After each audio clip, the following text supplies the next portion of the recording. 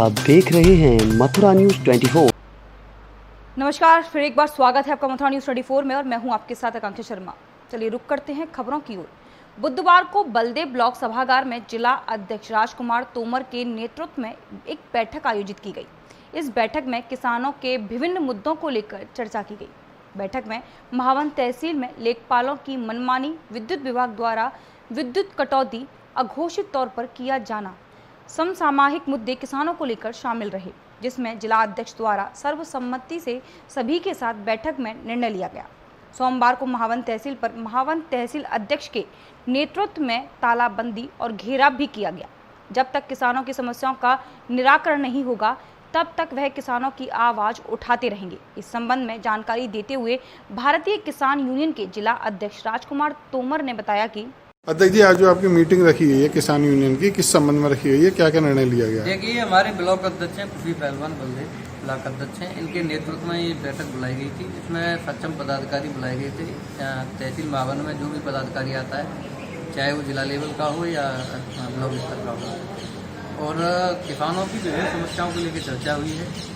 काफ़ी संख्या में किसान परेशान हैं। बिजली और जो सिंचाई और जो लेखपालों द्वारा जो शोषण किया जा रहा है, ओलावृष्टि के पैसे नहीं मिले हैं, इन सबको लेकर चर्चा हुई है। तो ये आगामी प्रोग्राम ये बनाया गया है कि सोमवार को तहसील महावन पर तहसील अध्यक्ष के नेतृत्व में धरना प्रदर्शन व तहसील महावन की तालाबंदी की जाएगी। तो क्या क्या मुद्दे रहेंगे? मुद्दे, सबसे पहला मुद्दा तो लेखपालों का है। कार्यकर्ता को कोई तवज्जो नहीं दे रहे हैं, शोषण कर रहे हैं, पैसे मांगते हैं हर काम के लिए। और यहाँ तक एसडीएम साहब को भी अवगत कराया, तहसीलदार साहब को इन लोगों ने अवगत कराया, मगर कोई सुनवाई नहीं हो रही है।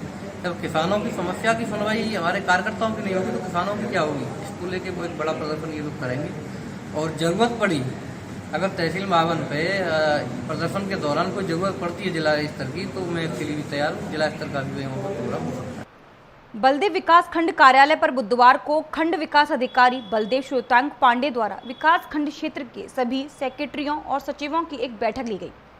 बैठक के दौरान सभी से ग्राम पंचायत में किए जाने वाले कार्यों की समीक्षा की गई और अभी तक किए गए कार्यों पर जानकारी हासिल की गई। साथ ही इस बैठक में प्रदेश सरकार द्वारा जारी की गई गाइडलाइंस के मुताबिक अब ग्राम पंचायत स्तर पर बनाए जाने वाले पंचायती घरों पर होने वाली निधि का खर्चा ग्राम पंचायत मनरेगा और 15वें वित्त आयोग के जरिए किया जाएगा। और यह निर्णय भी लिया गया कि जो भी ग्राम पंचायतों में घर बनने से रह गए हैं उनकी लिस्ट तैयार की जाएगी। आज जो मीटिंग ली गई सचिवों की सेक्रेटरी, किस संबंध में ली गई? ये हमारी साप्ताहिक बैठक थी, जिसमें शासन के द्वारा जो निर्णय लिए गए हैं कि गांव में किस किस तरह के विकास कार्य कराए जाएंगे, उसके लिए ये विशेष बैठक का आयोजन था, जिसमें प्रमुख जी ने भी सहभाग किया। इसमें सबसे पहले हम 60 ग्राम पंचायतों में 15 वित्त आयोग एवं मनरेगा के कन्वर्जेंस के माध्यम से सामुदायिक शौचालय बनवा रहे हैं। तो उस पर हमारी चर्चा हुई और उसकी आईडी एस्टीमेट तैयार करने के उपरांत 15 अगस्त तक 60 की पंचायतों में सामुदायिक शौचालय बनाकर तैयार करने का हमारा लक्ष्य है और हम उस लक्ष्य की ओर तेज़ी से आगे भी बढ़ रहे हैं। दूसरा ये था कि पहले पंचायत घर सरकार अलग से देती थी ग्राम पंचायतों में, लेकिन अभी सरकार का एक शासनादेश आया है जिसमें यह कहा गया है कि जिन ग्राम पंचायतों में पंचायत घर नहीं है वहाँ राज्य वित्त अथवा 15वां वित्त आयोग की धनराशि से मनरेगा का 50% भाग डबटेल करते हुए पंचायत घर का निर्माण किया जा सके।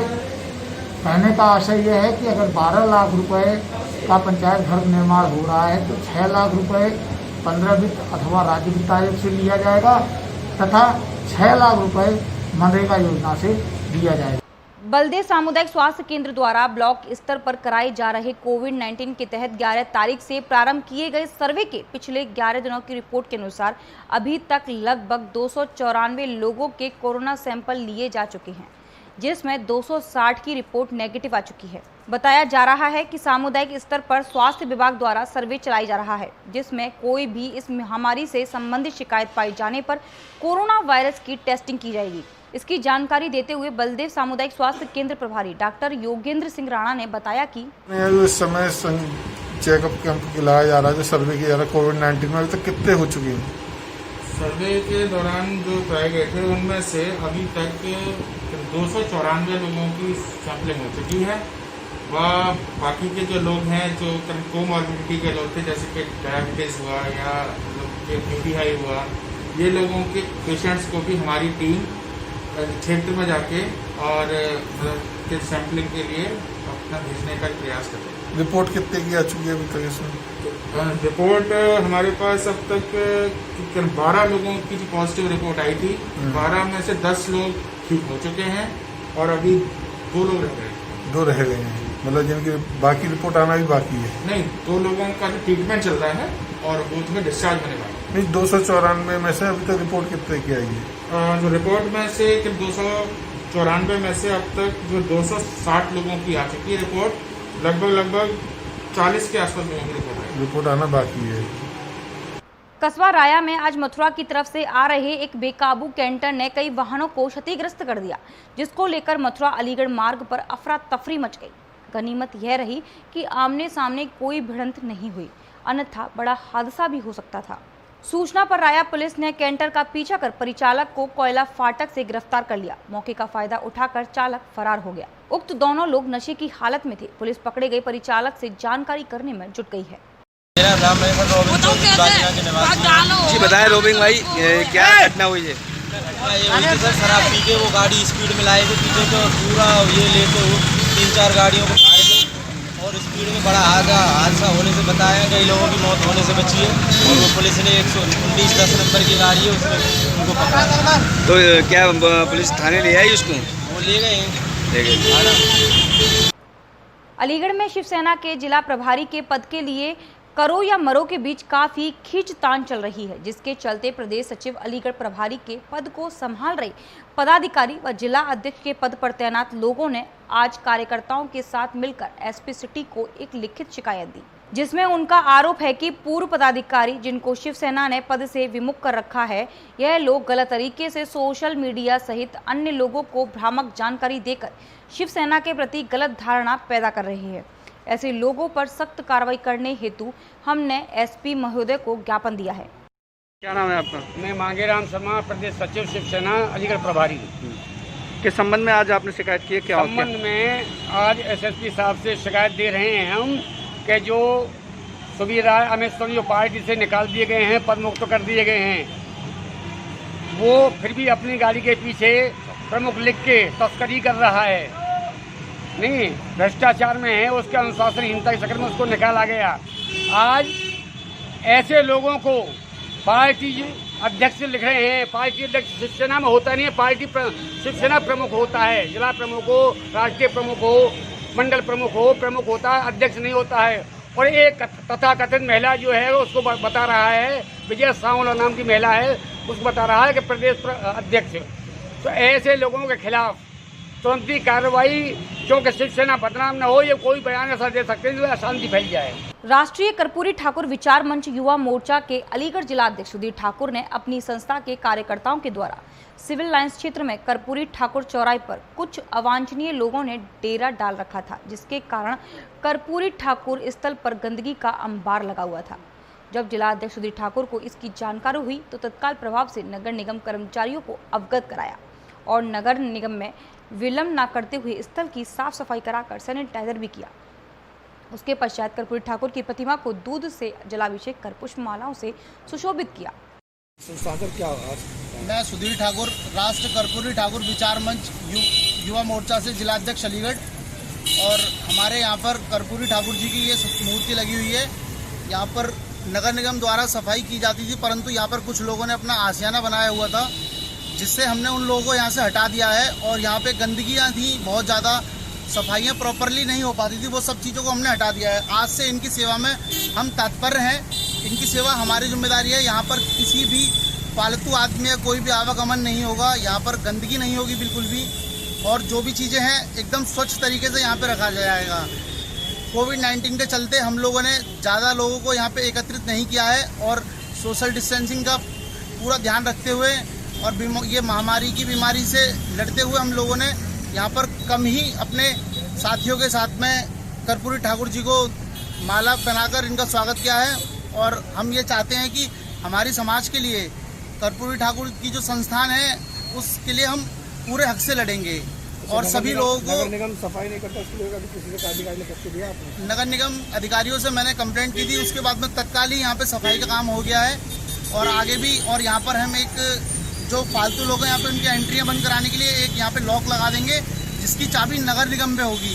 कोई भी संस्थान, कोई भी संगठन, अलीगढ़ निवासी कोई व्यक्ति अगर कर्पूरी ठाकुर जी की सेवा करने जाता है तो वो सरकारी दफ्तर नगर निगम से जाके चाबी प्राप्त कर सकता है और वो संस्था इस मूर्ति का अपने जो भी आय करना वो कर सकते हैं। देश में कोरोना महामारी के बढ़ते प्रकोप को देखते हुए सरकार ने देश को लॉकडाउन किया था। वहीं लॉकडाउन को खोल दिए जाने के बाद भी जिम संचालन करने का कोई आदेश नहीं दिया गया, जिसके बाद जिम बंद होने के कारण जिम संचालक के परिवारों के ऊपर रोजी रोटी का संकट गहरा गया। इसकी वजह से जिम संचालकों का परिवार धीरे धीरे भुखमरी की तरफ बढ़ रहा है, जिसको लेकर जिला बॉडी बिल्डिंग एसोसिएशन व जिम बचाओ संरक्षक समिति के पदाधिकारियों ने आज हस्ताक्षर अभियान चलाया। सर, ये 4 दिवसीय कार्यक्रम रखा गया, सिग्नेचर अभियान जो रखा गया संघर्ष समिति की ओर से। तो मैं ये बताना चाहता हूँ, सरकार से एक बात कहना चाहता हूँ कि सरकार तो सारे बिजनेस खोल चुकी है और ये मतलब एक जिम भी एक ऐसा बिजनेस है जो अब तक नहीं खुला है और हम सरकार के गाइडलाइन का पालन करने को तैयार है। सरकार हमें कोई गाइडलाइन मुहैया कराए कि इस गाइडलाइन के हिसाब से जिम खुलेंगे, हम सब करने को तैयार हैं, लेकिन सरकार हमारे बारे में बिल्कुल सोच भी नहीं रही। आज 100 दिन से ज़्यादा हो चुके हैं जिम को बंद हुए। ना सरकार ने ये सोचा है कि हम रेंट कहाँ से देंगे, हम ना बिजली का बिल कहाँ से भरेंगे, बच्चों की फ़ीस के लिए कहाँ से आएंगे, बच्चों की फ़ीस के लिए मैसेज आ रहे हैं। इसलिए इस वक्त ज़ीरो इनकम पे हम लोग जिम वाले अपना वक्त गुजार रहे हैं। ऐसा भी नहीं कर सकते कि हम ठेले लगाएं या किसी से सामने से भी अगर हाथ फैला रहे हैं तो हाथ फैलाने की भी कंडीशन ये हो गई है कि कोई आदमी, वो जिम वाला भी हमारा जो एक संगठन है, सब हम एक दूसरे से टच में है। अगर किसी के आगे सामने हाथ भी फैला दे, वो कहता है भाई मैं भी तो परेशान हूँ। तो हम किसी से ये कह भी नहीं सकते कि मुझे ज़रूरत कर दें। तो हम बताएं कहाँ जाएँ। सरकार अगर हमारे बारे में बिल्कुल नहीं सोचेगी तो हम आज इस संगठन के साथ उतरे हैं, जिम बचाओ संघर्ष समिति के साथ। हो सकता है हम सड़कों पर बैठे हैं अपनी बात सुनाने के लिए। सरकार ने हमारी तरफ से बिल्कुल कान अपने बंद कर लिए हैं। हम सरकार से कहना चाहते हैं कि हमें मदद की ज़रूरत है, इस वक्त हमें मदद चाहिए। अगर कुछ सरकार हमारे बारे में नहीं कर सकती तो हमारी जिम खुलवा दी जाए, उससे ज़्यादा हम कुछ कहना नहीं चाहते। अलीगढ़ के थाना जवा क्षेत्र में 6 जुलाई को हुए गोलीकांड के आरोपी की गिरफ्तारी न होने के कारण पीड़ित परिवार लगातार पुलिस की चौखट के चक्कर लगा रहा है, परंतु न्याय की अधूरी आस लेकर घूमता यह परिवार आज परेशान होकर खुद ही पीड़ित को चारपाई पर लेकर एसएसपी कार्यालय पहुंच गया, जिसके बाद एसएसपी ऑफिस पर मौजूद अधिकारियों में हड़कंप मच गया।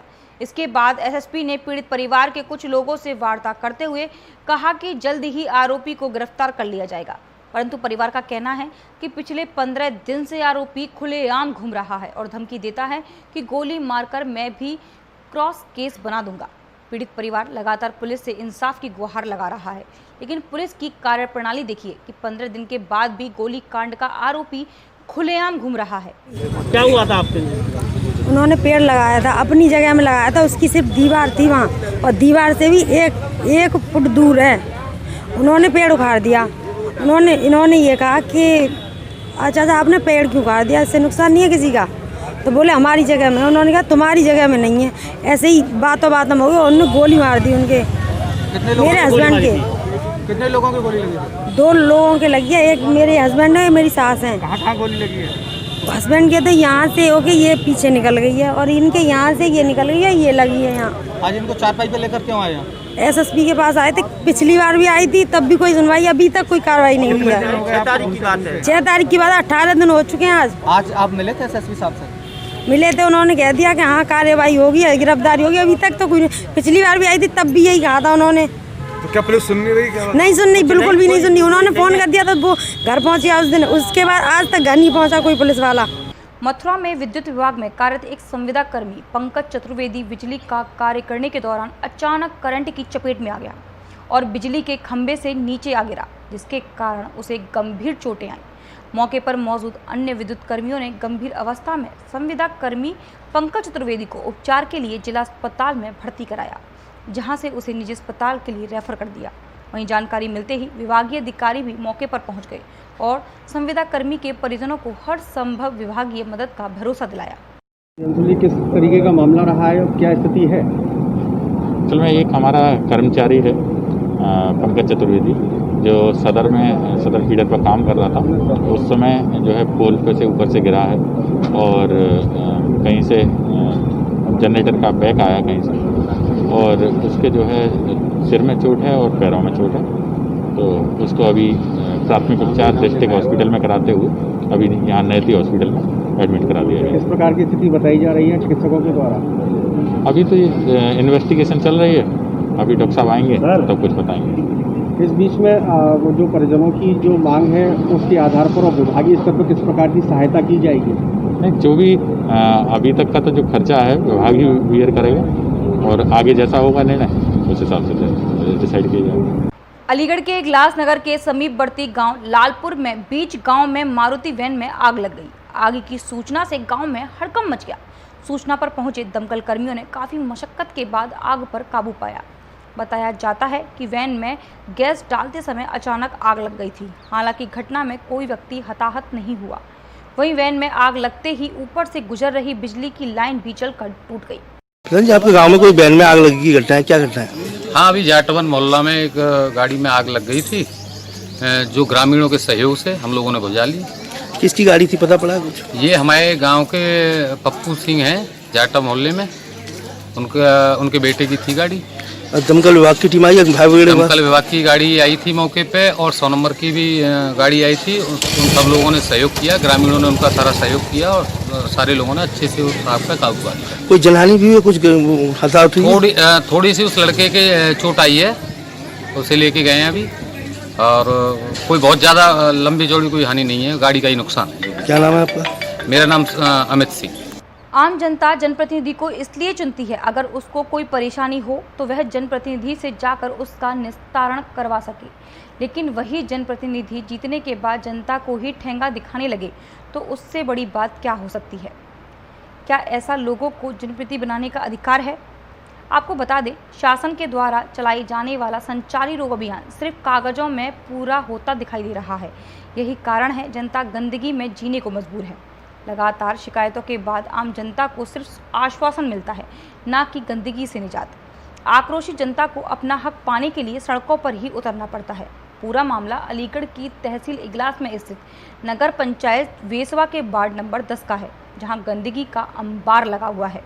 क्या मामला है यहाँ पर? आप चेयरमैन मुर्दाबाद की नारे लगा रहे हैं, न सफाई वाला कर्मचारी आ रहा है कोई भी, प्लस ये गंदगी ज्यादा है यहाँ पे, पानी बड़ा हुआ पर सबके सब, यहाँ से बच्चे निकलते रात भर, हम भी आते हैं, तो प्लॉट है, खेत है, सब कुछ हुए यहाँ पे, रात भर हम भी आते हैं यहाँ पे, तो हमें दिक्कत न लाइट की व्यवस्था है, प्लस पहले लाइट की व्यवस्था हो न हो, लेकिन पानी की व्यवस्था बिगड़ रही ज्यादा हमारी, हम कीचड़ कर रहे हैं बच्चे हैं रोज यहाँ पे। क्या कोई सफाई कर्मचारी नहीं है? कोई भी नहीं आ रहा। आपने चेयरमैन साहब से शिकायत की थी? चेयरमैन साहब के पास हम तो ना कह चुके हैं, चेयरमैन साहब कोई बात बनते है तो मन्ना कही सीधी चेयरमैन साहब सीधे हमने वीडियो बनवाई सवेरे, हमने आज अन्ना के पास से बनवाई, अन्ना ने बनाई, बड़े पे बनवाई है, वो भेज दी होगी शायद। क्या नाम है आपका? सुरेश चंद। नगर पंचायत पर कुछ लोगों ने प्रदर्शन किया है, क्या मामला है सर? मुझे सूचना मिली है कि कुछ लोगों ने सफाई और स्वच्छता और जो हमारा कोरोना को लेकर सैनिटाइजेशन का कार्यक्रम चल रहा है, इससे दुखी होकर प्रदर्शन किया है। मैंने बात की है, उनका ये कहना है कि नगर पंचायत द्वारा अपेक्षित कार्रवाई नहीं की जा रही है। मैंने ईओ से वार्ता की है और कहा कि आप सुनिश्चित कराइए कि हर हालत में जो शासन के निर्देश हैं, जिलाधिकारी महोदय के निर्देश हैं, उसमें कोई कोताही ना हो, स्वच्छता का कार्यक्रम हो या कोरोना को लेकर सैनिटाइजेशन का जो कार्यक्रम चल रहा है वो हो, उसमें कहीं कोई कोताही नहीं होनी चाहिए। और मैं कल इस सिलसिले में विजिट भी करूंगा वहाँ और ये सुनिश्चित कराऊंगा कि सारे कार्यक्रम निर्बाध रूप से और निर्देशानुसार चलें। सर, बेसमा नगर पंचायत अध्यक्ष ने जनता वहाँ के कस्बे के लोगों से कहा कि आप ही खुद सफाई की, ऐसा कुछ मामला है? मैं उनसे पूछूंगा, अगर उन्होंने ऐसा कहा है तो गलत कहा है, ऐसा नहीं करना चाहिए। नवचेतना समिति उत्तर प्रदेश द्वारा आज एक ज्ञापन मुख्यमंत्री के नाम एसीएम प्रथम को सौंपा गया, जिसमें इनकी मांग है कि कोरोना महामारी के कारण पूरा उत्तर प्रदेश नहीं बल्कि पूरा देश इस महामारी से जूझ रहा है और दूसरी तरफ आम आदमी आर्थिक तंगी से जूझ रहा है। नवचेतना समिति ने प्रदेश सरकार से मांग की है कि लॉकडाउन के दौरान आम जन आर्थिक तंगी से बेहद परेशान है, जिसके कारण 3 माह का बिजली का बिल माफ़ किया जाए और लॉकडाउन के दौरान स्कूल आदि बंद रहें। लेकिन स्कूलों के मालिकों द्वारा लगातार अभिभावक पर फीस के लिए दबाव बनाया जा रहा है। इन्हीं सारी समस्याओं को लेकर यह ज्ञापन सौंपा गया। क्या नाम है आपका? मेरा नाम है माधवी अग्रवाल। मैं नवचेतना समिति से महानगर अध्यक्ष महिला से हूँ और मेरी सर से एक ही डिमांड है कि हमारे 3 महीने का बिजली का बिल जो महामारी के कारण हमें जूझना पड़ रहा है, आम इंसान जिससे जूझ रहा है, वो माफ़ किया जाए और 3 महीने की स्कूल की फीस जो हमसे स्कूल वाले नाजायज़ तरीके से वसूल करने चाहते हैं, मैं उसे माफ़ कराना चाहती हूँ। जैसे उत्तराखंड में AGCM साहब ने माफ़ किया है, वैसे ही यूपी में भी, ऑल यूपी में ये फीस माफ़ कराई जाए। एक तरफ तो पूरा देश महामारी से जूझ रहा है, तो वहीं इस महामारी में लड़ रहे डॉक्टरों को कोरोना योद्धा का खिताब हमारे देश के PM मोदी द्वारा दिया गया। लेकिन जब रक्षक ही भक्षक बन जाए तो क्या होगा? जी हाँ, इस महामारी में भी लोग अपनी हैवानियत नहीं छोड़ रहे हैं। दरअसल औरंगाबाद के छावनी निवासी परचून विक्रेता की 28 वर्षीय बेटी गाजियाबाद में प्राइवेट नौकरी करती है। पिछले दिनों जांच में वह पॉजिटिव आई। 19 जुलाई को उसे L2 सुविधा वाले दीनदयाल चिकित्सालय के आइसोलेशन वार्ड में भर्ती कराया गया। आरोप है कि मंगलवार की रात अस्पताल का एक डॉक्टर विजिट के लिए वार्ड में पहुंचा। उसने जांच के नाम पर युवती से अश्लील हरकत करनी शुरू कर दी। वहीं डॉक्टर द्वारा जबरन युवती के संवेदनशील अंगों को छेड़ा गया। किसी तरह युवती ने डॉक्टर को धक्का देकर अलग किया। इसके बाद सुबह युवती ने अपने परिजन को फोन करके घटना की पूरी जानकारी दी। शुरुआत में अधिकारी मामले को रफा दफा करने का प्रयास कर रहे थे, लेकिन मामला DM तक पहुंचा तो अफसरों में भगदड़ मच गई। DM के निर्देश पर ACM द्वितीय रंजीत सिंह, CO अनिल समानिया व CMO के साथ दीनदयाल पहुंचे। करीब 3 घंटे तक स्टाफ के बयान हुए। पुलिस ने वार्ड में पहुंचकर युवती का भी बयान लिया। इस दौरान आरोपित डॉक्टर को हिरासत में लेकर थाने भेज दिया गया है। ये DDU हॉस्पिटल हमारा है, सरकारी हॉस्पिटल है, उसमें कोविड के लिए L2 घोषित किया गया है। वो L2 हॉस्पिटल में लेडी जो पॉजिटिव आई थी वो एडमिट थी। उनको जो डॉक्टर साहब देखने जाते थे उनका शायद वो वार्ड था भी नहीं, वो गए वहाँ पर और वो जो लेडीज हैं उन्होंने आरोप लगाया है। उसके संबंध में एक लिखित तहरीर दिया है। तो तहरीर के आधार पर जो मुकदमा बनता है संबंधित धारा 376(2)E है, जिसमें है कि जो हॉस्पिटल के अंदर यदि इस प्रकार के दुराचार किया जाता है उसके तहत मुकदमा पंजीकृत कर लिया गया है। डॉक्टर साहब हमारे कस्टडी में हैं, उनसे इंट्रोगेशन किया जा रहा है। इसके संबंध में विस्तृत रिपोर्ट CMO साहब ने इसकी जांच कमेटी बैठा दी है। 3 सदस्यीय कमेटी साथ बैठा रहे हैं, वो जांच करेंगे। जांच करके फिर और डिटेल वो देंगे कि क्या बात है। और हमारे पुलिस की तरफ से उन्होंने मुकदमा लिख दिया गया है। मुकदमा लिख करके उनको गिरफ्तार करके आज माननीय न्यायालय के सामने रिमांड के लिए। नाम क्या है और महिला पेशेंट कौन थी? नहीं, नाम अभी आप नहीं बताएंगे। डॉक्टर साहब हैं और वो जो लेडी हाँ सरकारी सरकार के हाँ अभी जो पता चला है वो सरकारी डॉक्टर हैं और डिटेल जो है CMO साहब हमें बताएंगे, क्योंकि हमारे लिए जो वहाँ पर मौजूद थे उनको हमने गिरफ्तार कर लिया। गिरफ्तार करके आज हम माननीय न्यायालय के सामने प्रस्तुत हुए। डिप्टी कलेक्टर एवं सहायक अभिलेख अधिकारी राजीव उपाध्याय के द्वारा बुधवार को छत्ता स्थित सहायक अभिलेख कार्यालय का आकस्मिक निरीक्षण किया गया। कार्यालय के निरीक्षण के दौरान सर्वे कानूनगो नरेंद्र नाथ चौबे, सर्वे लेखपाल जितेंद्र व राम कुमार अनुपस्थित मिले। सर्वे लेखपाल जितेंद्र व राम कुमार पिछले 2 दिनों से लगातार बिना किसी अवकाश के कार्यालय से गायब हैं। मथुरा स्थित कार्यालय बंद पाया गया तथा सर्वे कानूनगो अशोक कुमार सिंह भी पिछले 3 दिन से बिना अवकाश स्वीकृत कराए अपने घर इलाहाबाद गए। अनुपस्थित कर्मचारियों से तत्काल कारण बताओ नोटिस जारी कर स्पष्टीकरण मांगा गया है। सर, आपने सहायक अभिलेख अधिकारी का पदभार ग्रहण कर लिया है। आप इस समय छाता में क्या कमियां पाई गई कार्यालय में? आदरणीय जिलाधिकारी महोदय ने मुझे जनपद मथुरा का सहायक अभिलेख अधिकारी तैनात किया है। मैंने कार्यभार ग्रहण कर लिया। ग्रहण करने के बाद आज छाता स्थित कार्यालय का मेरे द्वारा निरीक्षण किया गया। छाता कार्यालय में निरीक्षण में कानूनगो श्री नरेंद्र नाथ चौबे अनुपस्थित पाए गए हैं और 2 लेखपाल जितेंद्र व राम कुमार पिछले 2 दिन से गायब हैं, बिना किसी अवकाश के गायब हैं। तीनों को कारण बताओ नोटिस दे दिया गया है कि क्यों न अनुपस्थित रहने की दशा में आपके वेतन की कटौती करनी है। मथुरा स्थित कार्यालय का भी पूर्वान्ह 10 बजे आज मेरे द्वारा निरीक्षण किया गया तो वहां पर सर्वे कानूनगो श्री अशोक कुमार सिंह पिछले 3 दिन से बिना किसी अवकाश प्रार्थना पत्र के अपने घर इलाहाबाद गए हुए बताए गए हैं। उनका भी स्पष्टीकरण तलब किया गया है। कार्यालय पर ताला पड़ा था, मथुरा स्थित कार्यालय पर। यह अच्छी बात नहीं है। दोषियों पर कड़ी कार्रवाई की जाएगी। कोसी कला व्यापार मंडल ने व्यापारियों की शिकायत पर आज नगर पालिका में एक ज्ञापन दिया, जिसमें मांग की है कि जल्द से जल्द व्यापारियों को हो रही समस्या का निदान किया जाए। नगर पालिका में तैनात योगेंद्र शर्मा जी को बाजार की समस्या से अवगत कराते हुए व्यापार मंडल के पदाधिकारियों ने एक ज्ञापन दिया, जिसमें पंजाबी बाजार और सराफा बाजार की सड़क में पानी भर जाता है, जिससे व्यापारियों को काफ़ी समस्या का सामना करना पड़ता है। इस समस्या से व्यापारियों को जल्द से जल्द निजात दिलाने की मांग की है। व्यापार मंडल में महामंत्री को तो आज आपने एक ज्ञापन दिया है नगर पालिका को, तो मतलब क्या समस्या थी, क्या मतलब? व्यापारियों के दुकानों में पानी भर रहा था। बतासा बाजार पे जो इनके द्वारा सड़क निर्माण कराया जा रहा है, उसको ऊंचा होने से वहाँ पर लठिया बाजार के व्यापारियों में अत्यधिक पानी भरने से दुकान के अंदर पानी भर गया था, जिसकी शिकायत हम लोगों को लगातार मिल रही थी। उसके संबंध में ज्ञापन दिया गया। तो क्या कह रहे हैं? योगेंद्र शर्मा जी द्वारा बताया गया कि सब समाधान किया जाएगा, स्थलीय निरीक्षण करेंगे, जो उचित होगा वो कार्रवाई करेंगे। शेरगढ़ के गांव जंगावली में एक व्यक्ति की तेज बारिश के कारण मकान की छत गिर गई। मकान की छत गिरने से वहां हड़कंप मच गया और छत के मलबे में पीड़ित के बच्चे व पत्नी दब गई। ग्रामीणों ने काफ़ी मशक्कत करने के बाद मलबे से घायलों को बाहर निकाला। वहीं उस दौरान उनके सिर व शरीर में काफ़ी गंभीर चोट आई है। वहां पर मौके पर पहुंचे स्थानीय लेखपाल ने मामला देख उच्च अधिकारियों को अवगत कराया। श्रावण मास का महीना ब्रजमंडल के महिलाओं के लिए उत्साह और उमंग लेकर आता है। हरियाली तीज से एक दिन पूर्व महिलाएं शोला श्रृंगार कर सहेलियों के साथ पार्क में झूला झूलने के लिए जाती हैं। इसी क्रम में बुधवार को अखिल भारतीय ब्राह्मण महासभा के पदाधिकारियों ने पार्क में महिलाओं के लिए हरियाली तीज महोत्सव का कार्यक्रम आयोजित किया। ब्राह्मण महिला महासभा के पदाधिकारियों ने सर्वप्रथम पार्क के मंदिर में एक साथ बैठकर एक दूसरे की साथ ही गीत गायन किया और पार्क में लगे झूले पर सभी सहेलियों ने झूला झूलकर अपना मनोरंजन और हरियाली तीज की बधाई दी।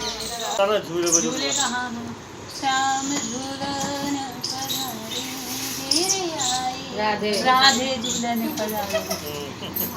आज कहीं इधर उधर है। गोस्वामी क्या कार्यक्रम आयोजित किया है और किसकी ओर से हुआ है? अखिल भारतवर्षीय ब्राह्मण महासभा मतलब महिला महासभा की ओर से ये झूलन उत्सव झूला और हरियाली तीज का प्रोग्राम किया गया है, जिसमें हम सभी अखिल भारतवर्षीय महासभा के महिला सभा के पदाधिकारी यहाँ सभी मौजूद हैं और सभी ने मेहंदी लगाई है। और क्योंकि आज सिंधारा पर्व भी है हरियाली तीज से एक दिन पहले, तो सभी ने मेहंदी भी लगाई है और झूला भी झूला है और भजन संगीत वो झूले के गीत वगैरह भी गा रहे हैं। तो कितनी महिला होंगी आपके साथ में? अभी तो यहाँ 10-12 ही हैं। तो ये सब मतलब कार्यक्रम सोशल डिस्टेंसिंग का पालन किया गया है, सैनिटाइजेशन भी, मतलब सारे जो भी सरकारी गाइडलाइन हैं उन सबको फॉलो किया जा रहा है और इसीलिए ज़्यादा गैदरिंग नहीं की है। अब प्रोग्राम तो करना ज़रूरी होता है ना, ये 1-2 दिन का तो है नहीं है कि कोरोना अभी है और फिर नहीं रहेगा, ये तो पता नहीं कब तक चलेगा। तो कब तक घर में बंद रह सकते हैं? सभी महिलाएं घर में बंद थीं कब से, कह रही कोई प्रोग्राम नहीं हुआ, कुछ नहीं हुआ, कब से नहीं मिले हैं। तो इसी बहाने हम लोग मिल लिए, पर ये गैदरिंग ज़्यादा नहीं रखी है, कम ही लोग हैं। अभी तक के लिए सिर्फ इतना ही। मुझे दीजिए इजाज़त, फिर मिलेंगे नई खबरों के साथ। नमस्कार।